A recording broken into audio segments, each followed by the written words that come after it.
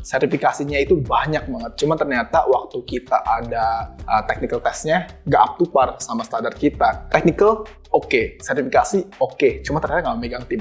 Dia maunya jadi individual contributor. Aduh, susah juga kan tuh kayak gitu. Sedangkan kita butuhnya orang yang buat ngelit tim kita. Podnet, ngobrol asik seputar IT dan karir. Hai IT people, welcome back to Podnet bareng aku Minat Egin. Yang tentunya aku nggak bakalan sendiri dong kali ini. Aku sedang bersama orang yang mencari talent cyber security. Yang seperti apa sih yang dicari talent cyber security itu? Daripada penasaran, mendingan langsung aja yuk kita tanya ke orangnya. Kita sambut, ini dia Kak Jimmy. Halo Kak. Halo Gin. Oke, boleh kenalan dulu Kak sama IT people? Boleh. Salam kenal IT people. Nama saya Jimmy. Saya selaku talent acquisition partner dari Horangi Cyber Security. Kak, Horangi Cyber Security itu apa sih? Mungkin boleh diceritain dulu kali ya Kak ya? Boleh. Horangi Cyber Security sendiri, kita ini sebuah perusahaan yang bergerak di bidang cyber security. Kita juga berasalnya itu sebenarnya dari Singapura, cuman sekarang memang kita operasi di beberapa negara, khususnya di Asia Tenggara. Bisnis kita sendiri itu sebenarnya kita sediain cyber security service sama produk. Walaupun memang untuk bagian produk kita itu lebih ke arah ke cloud cyber security. Oh, I see. Oke, berarti kalau yang kerja di Horangi ini WFA gitu ya? Karena kan untuk Singapura kan. Wah, enak banget dong. Kita sebenarnya ada kantor ya di iya. sini. Letaknya itu di SCBD di Asta. Cuma memang kita itu sekarang full WFA. Wow. Sebelum pandemi COVID kita emang udah mulai full WFA. Wah, oke. Jadi emang seru banget ya Kak ya. Dan emang Kak Jimmy ini emang spesialisnya nyari-nyari talent cyber security ya Kak Betul, ya. Oke, betul. nah sebelum kita ngobrol lebih jauh nih tentang talent seperti apa sih yang dibutuhin di bidang cyber security, aku mau tanya dulu nih Kak. Jadi sebelum aku undang Kakak, pasti kan aku kepoin dulu ya. Aku kepoin dulu dong, Kak Jimmy itu siapa sih gitu kan. Terus aku cari tahu di LinkedIn-nya, ternyata Kakak ini lulusan ini ya Kak ya, bisnis ya? Betul, Bisnis manajemen, bahkan sampai S2 di bidang bisnis juga ya? Betul. Oke, ini agak menarik karena Kakak dari bisnis manajemen dan sekarang Kakak menjadi talent acquisition ya Kak ya sebetulnya. Talent acquisition khusus cyber security ya kan? Betul. Yang secara nggak langsung Kakak pasti harus cari tahu dong tentang bidang cyber security Pasti. itu apa ya kan? Sempet kesulitan nggak Kak? Gimana tuh cara Kakak switch tuh ya dari bisnis ke cyber security?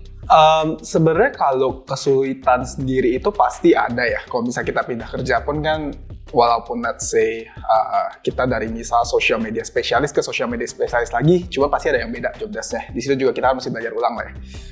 Cuma waktu itu sedikit backtrack kali ya, kenapa aku bisa nyemplung ke dunia HR atau lebih spesifiknya TA lah ya. Dulu itu kan memang aku S1-nya itu international business, jadi memang belajar semuanya, mulai dari finance, yang angka-angka yang orang semua benci, sampai ke HR-nya. Cuman HR-nya itu memang sedikit aja. Jadi memang waktu itu aku mulai ngerti HR, oh kayak menarik. Tapi memang karena di Indonesia sendiri, to be frank with you, HR itu masih bisa dibilang tuh lebih dilihatnya sebagai supporting function, yang nggak terlalu dilihat lah sama perusahaan-perusahaan. Mungkin kalau di perusahaan multinasional baru dilirik sedikit, cuma belum jadi core function-nya. Kebetulan waktu itu aku ada kesempatan buat lanjutin S2.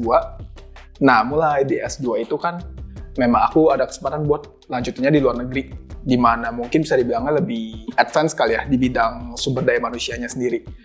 Dan kebetulan dosen aku itu lumayan pinter kali ya ngejualnya. Jadi waktu aku ambil kelas yang khusus buat HR, aku baru mulai dikenalin ternyata HR tuh nggak cuman yang mungkin orang-orang banyak tahu, yang ngurusin adminnya atau yang mananya, ternyata banyak banget spektrum dari HR sendiri. Nah, dari situ aku mulai tertarik, ya udah akhirnya aku coba nih waktu di Malaysia itu. Aku coba buat lamar kerja di sana buat bagian HR, dan ternyata pas kebetulan waktu itu aku difokusin ke bagian TA-nya. Oke, itu langsung di Horangi ini Kak? Belum, Oh, waktu itu di Malaysia. I see, oke. Iya, cuman karena COVID jadi aku balik ke Indonesia. Nah, sebenarnya itu kalau TA sendiri yang kayak focusing TA-nya itu aku jujur waktu itu juga belum tahu, karena di Malaysia itu aku masih rangkap.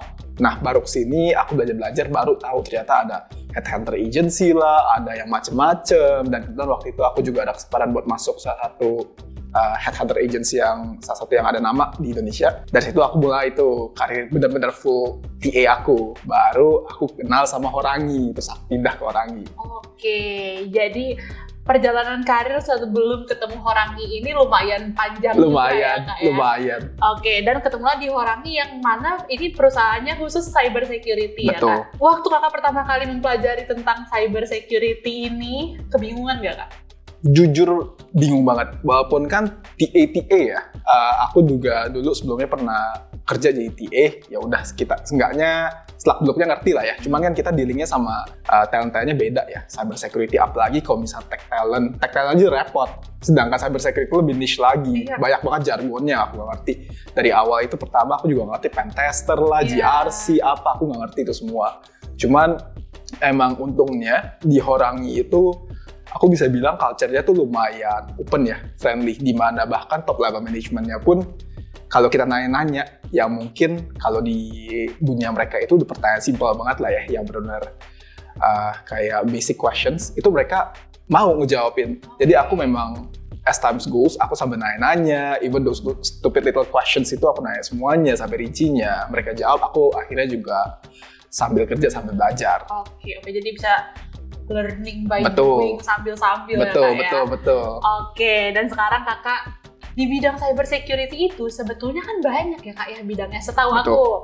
Yang aku tahu nih ya, ada red team, ada blue team, mungkin ada purple team atau white team atau apa gitu ya, banyak banget ya kayaknya. Talent-talent yang dibutuhkan di bidang-bidang tersebut kan juga beda-beda ya, Kak, ya. Mungkin boleh diceritain dulu dong, Kak, bedanya tim-tim tersebut itu apa sih, Kak? Kalau orang dari cyber security mungkin kan yang di otak itu hacker lah ya. Yang paling nonjol itulah. Cuman kalau misalnya emang kita ulik lebih dalam, cyber security itu sebenarnya banyak banget cabangnya. Mulai dari yang tadi kayak red team-nya, penetration tester-nya atau vulnerability assessment-nya. Terus ada threat intelligence, ada blue team-nya juga yang lebih ke bagian defensifnya. Biasa tuh handle-nya SOC lah, atau misalnya response.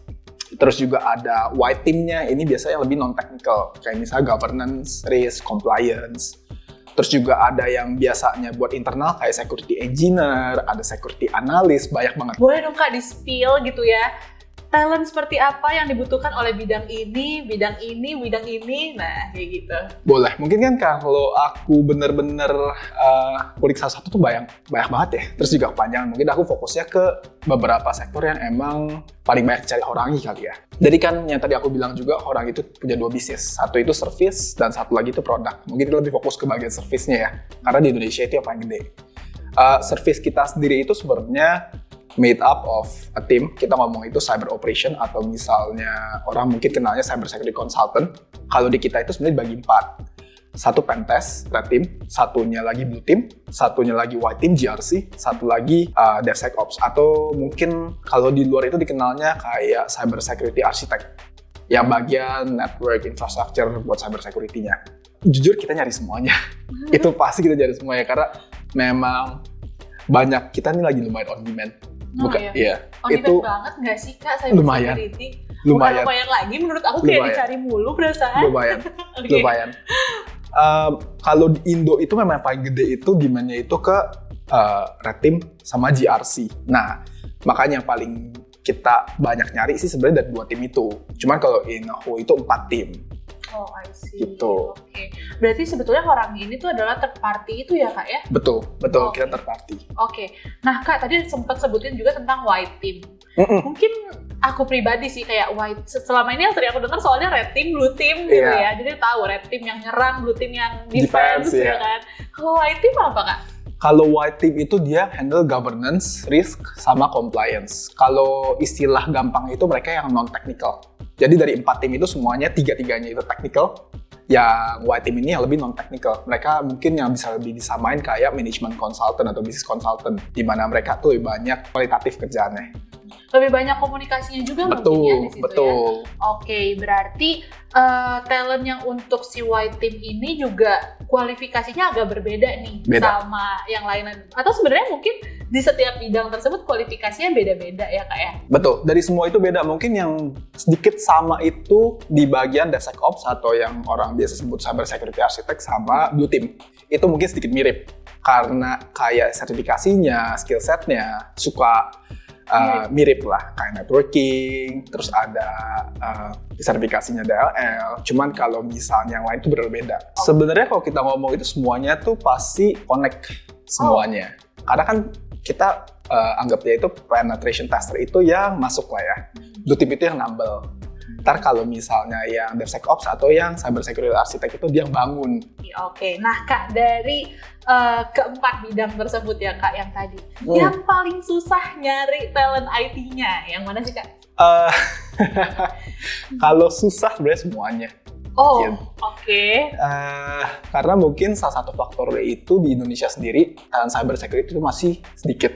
Masih bisa dibilangnya baru lah. Kalau misalnya kita bandingin sama negara tetangga kita. Di Indonesia sendiri masih belum terlalu mature in terms of talent marketing, jadi memang semuanya susah. Cuman kalau misalnya kita ditanya yang menonjol susahnya itu yang mana? Biasanya itu role-role yang technical. Contohnya kayak penetration tester atau misalnya DevSecOps, itu lebih susah. Apalagi kalau misalnya kita mau cari yang udah megang tim, kayak managerial level, head level. Karena banyak kan tuh orang-orang technical, lucunya itu mereka lebih demen jadi individual contributor. Mereka jarang yang mau maksudnya nggak jarang, mereka tuh nggak mau megang tim. Itu jadi salah satu challenge-nya. Kedua juga sertifikasi. Karena di bidang kita ini sertifikasi itu lumayan penting. Buat kita offer satu service, kita harus ada sertifikasi yang backup-nya itu, termasuk ke konsultannya. Dan biasanya itu buat, kalau misalnya kita cari orang buat ke managerial role, yang udah mid sampai executive role, itu kita udah ada kayak kualifikasi sertifikasi yang mereka harus ada. Dan kadang tuh suka mandeknya di situ juga. Oke, berarti kalau di bidang cyber security ini, sertifikasi itu sedibutuhkan itu ya Kak ya? Betul. Oke, nah IT people nih, makanya kamu jangan ragu-ragu deh kalau mau ambil sertifikasi berarti ya, karena Betul. sedibutuhkan itu. Dan kalau misalnya kamu mau ambil sertifikasi cyber security, tentunya kamu bisa ambil di Coursenet aja. Oke, karena di sini kita ada beberapa kelas sih Kak. Kita ada CEH, CHFI, ada CPEN juga, dan itu ada kayak levelannya juga. Nah, yang dicari tuh sertifikasi apa sih Kak? Karena kalau misalnya setahu aku, CEH itu kan kayak for beginner gitu. Iya, betul. Habis Beginner. itu ada CPEN plus LPT paling tingginya. Setahu aku kayak gitu. Nah, kalau misalnya yang dibutuhkan nih seenggaknya harus punya sertifikasi apa gitu Kak? Kalau untuk managerial level ya, minimalnya itu kalau let's say buat red team, penetration tester, itu harus punya OSCP. Kalau untuk GRC, white team, itu harus punya CISA. Kalau untuk misalnya DevSecOps atau yang blue team, itu harusnya punya CISA-nya cuman CYSA. Kalau yang GRC itu kan CISA. Kalau untuk yang kita ngomongnya entry level ya, benar fresh grad lah ya. Itu nggak harus, cuman kalau emang dia punya much better, buat peluangnya dilirik sama kayak company itu jauh lebih tinggi. Kalau memang mereka punya sertifikasi itu kayak misalnya CEH dan lain-lain, itu lebih dilirik. Oh, oke. Berarti bener ya. Soalnya dulu tuh pernah ada peserta Coursenet yang cerita ke aku, kayak dulu aku kalau cari pekerjaan nggak pernah dilirik gitu. Tapi sedangkan setelah aku ambil punya sertifikasi, kok tiba-tiba pada ngelirik gue gitu. Betul. Ternyata itu bener ya Kak ya? Bener. Oh, oke. Berarti sepenting itu sertifikasi ya IT people. Tapi mungkin boleh dong Kak diceritain tantangannya gitu Kak. Mungkin Kakak pernah dapat, oh ini orang udah punya sertifikasi banyak tapi ternyata skillnya nggak segitu gitu. Mungkin ada cerita kayak gitu, atau mungkin ada cerita unik lainnya nggak sih Kak yang kayak ini sering banget nih tantangan yang paling sering gue temuin gitu. Banyak, jujur. Kalau bisa udah di dunia TA itu pasti banyak ceritanya. Cuman mungkin aku kasih sedikit example lah ya. Itu tadi satu, ada yang kayak gitu. Sertifikasinya itu banyak banget. Cuma ternyata waktu kita ada technical testnya, nggak up to par sama standar kita. Especially buat role managerial level yang dia juga mesti nonton anak-anaknya. Itu satu. Kedua juga yang tadi aku bilang, technical oke, sertifikasi oke. Cuma ternyata nggak megang tim. Dia maunya jadi individual contributor. Aduh, susah juga kan tuh kayak gitu. Sedangkan kita butuhnya orang yang buat ngelit tim kita. Cuman memang yang paling nonjol itu dua itu. Itu yang jadi mungkin aku bilang kayak bottleneck-nya lah ya. Dan juga nih aku penasaran juga nih Kak, Horangi ini kan berarti kan perusahaan luar ya Kak, tadi based on Singapura juga ya Kak. Berarti di mana sebetulnya bahasa Inggris itu penting banget ya sih Kak? Iya. Karena aku kebayang kayak gimana caranya komunikasi sama tim lain kalau misalnya nggak jago bahasa Inggris. Pernah nggak kan nemu talent yang kayak, duh dia jago tapi dia bahasa Inggrisnya kurang oke lagi gitu? Atau menurut Kakak gitu sepenting apa sih bahasa Inggris gitu buat talent cyber security? Itu satu ada. Oh, ada. Kita juga ada. Kita ketemu yang bagus banget, cuma memang Inggrisnya kurang. Tapi kita tetap hire dia karena dia emang nunjukin dia mau belajar. Dan ternyata setelah dia masuk dia benar belajar dan dia emang benar-benar improve. Itu satu. Kalau misalnya kita balik ke pertanyaan yang tadi kamu tanya Gin, seberapa penting? Mungkin aku ngomongnya spesifik ke orangnya aja lah ya. Kalau kita ngomongnya itu employee, kita ngomongnya Tigers. Tigers itu tuh banyak banget yang ada di luar, misalnya kayak Malaysia, Thailand, Filipina, India. Itu kan pasti komunikasi Inggris. Itu satu. Itu kenapa kita butuh orang yang seenggaknya bisa ngobrol bahasa Inggris, yang ngerti lah ya. Kedua itu biasanya itu waktu kita tulis report, itu biasanya ada standar. Itu di mana kita pakai tulis report itu pakai bahasa Inggris. Itu dia kenapa kita juga butuh Inggris. Inggris itu penting buat kita. Karena kita ini kan mainnya di bidangnya tuh banyaknya tech, financial service. Mungkin kalau financial service Indonesia lah ya. Cuman kalau tech itu banyak banget orang-orang expat ya. Di mana Inggris itu penting buat konsultan kita ngobrol sama stakeholders-nya di sana. Salah satu skill yang perlu di-improve adalah bahasa Inggris berarti IT people. Karena ternyata sepenting itu. Dan ingat tadi Kak Jimmy bilang talent di dunia tech itu banyaknya orang expat gitu ya, orang luar gitu. Gimana mau komunikasinya kalau misalnya nggak jago bahasa Inggris? Betul. Oke. Nah, Kak Jimmy, selain skill nih ya, mungkin apa aja sih Kak yang dilihat ketika Kakak lagi cari talent cyber security? Selain skill itu mungkin ini salah satu yang penting buat kita sih, culture fit dari orang itu ke Horangi. Soalnya Horangi itu bisa dibilang tuh kita lumayan maintain culture ya, dimana kita nggak mau walaupun nih orang sejago apapun dia pas dia masuk dia rusak culture-nya. Itu yang kita mau hindarin, itu pasti. Jadi itu satu, culture fit. Kedua itu willing to learn. Karena di Horangi sendiri kita lumayan fasilitasin buat talent kita, tiger kita itu buat belajar. Banyak yang misalnya dia dari Indonesia, kita tarik ke Singapura, ada yang kayak gitu, ada beberapa juga, atau dari mana kita tarik ke headquarter kita Singapura, atau kadang ada yang pindah cross team. Bisa makanya kalau misalnya memang kita ketemu talent yang emang dia punya willingness to learn-nya tinggi, itu bakal jadi nilai plus buat kita. Jadi memang willingness to learn itu penting banget sama kita, apalagi buat keep up with the tech trend lah ya istilahnya.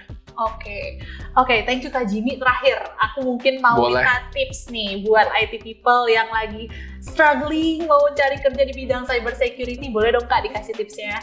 Mungkin kalau tips dari aku itu, coba kalian mapping, kalian tuh tertariknya kemana. Karena yang tadi aku bilang itu cyber security itu banyak banget.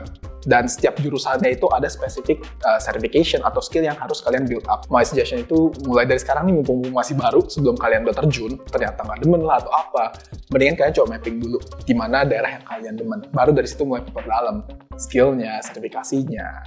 Gitu. Oke, jadi jangan asal langkah, tapi mapping dulu ya, punya kemana. Betul.